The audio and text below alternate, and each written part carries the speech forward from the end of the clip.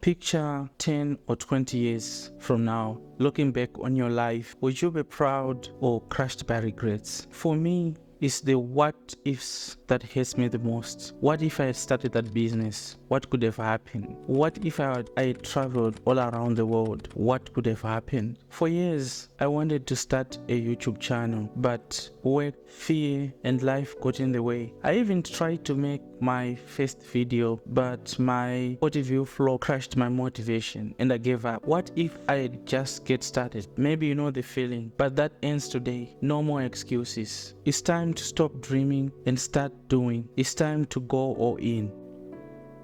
Fear paints a convincing mirage. Like it feeds you with worst case scenarios, paralyzing you, making problems seem much bigger and odds seem much lower. No, it makes you feel like you can't handle it. For example, have you ever spent days or weeks agonizing over a test or an interview that is coming, and then you later find out that it wasn't bad? I used to do every time when there is an interview coming up, I would spend maybe the whole night practicing sometimes things that I know, and then find out it wasn't that bad. So that's what fear does. It creates an illusion. It warps your thinking, making problems seem much bigger, but it doesn't have to control you. So each time you face fear, whether big or small, try to chip it away at its power with courage. Yes, with courage. And remember, if you apply courage more often, courage, it grows more powerful than the fear.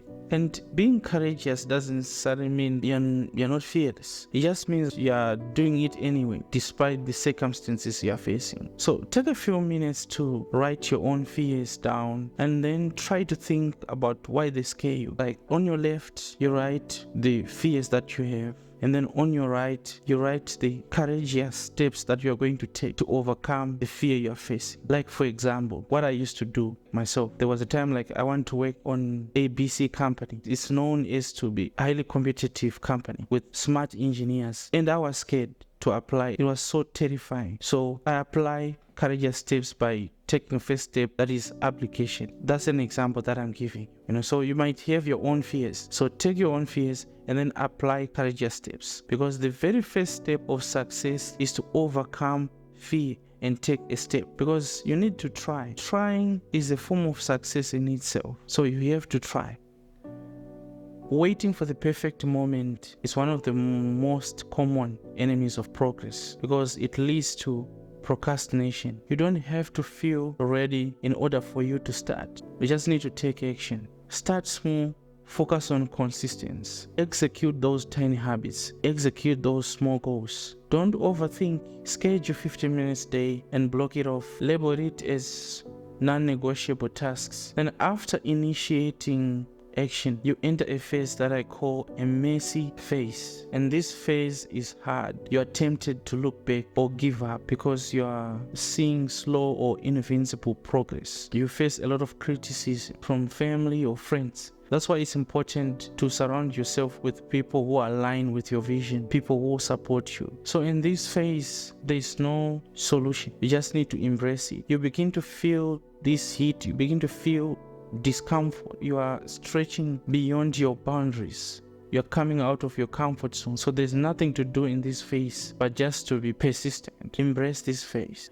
Ever wish you could just snap out your finger like this and you will just become a better version of yourself? Unfortunately, growth doesn't work that way. A real lasting change is a process, just like anything in nature. Imagine yourself as a seed filled with amazing potential, but you won't blossom overnight because you need the right ingredients and to embrace the journey. So let's break it down what your growth needs. So number one, what do you want to change? Get specific. Like for example, I want to lose 10 pounds. I want to make 10,000, 100,000 per month. Get specific with your goal on what you want to change. Number two, consistent action. So what are you going to do in order for you to lose 10 pounds? I'm going to hit the gym 1 hour a day. What am I going to do for me to make $10,000 per month? I'm going to learn a new skill. I'm going to read Psychology of Money or any book of money, anything that has to do with money. And then you take action towards that direction. You learn from someone who has made $10,000 before, or you learn from someone who has lost 10 pounds before. Love knowledge.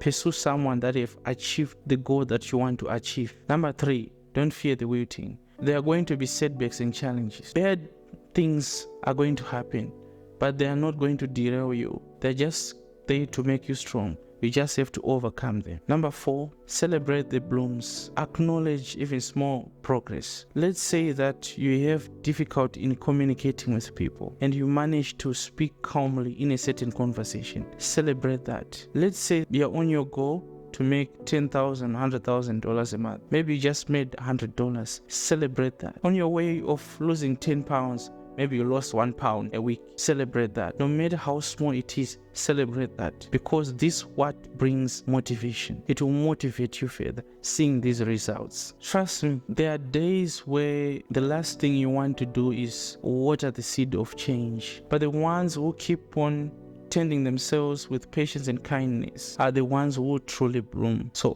go all in by overcoming the fear. You need to go all in by following the progress and not perfection. You need to go all in by embracing the process. We need to go all in despite any circumstances you are facing.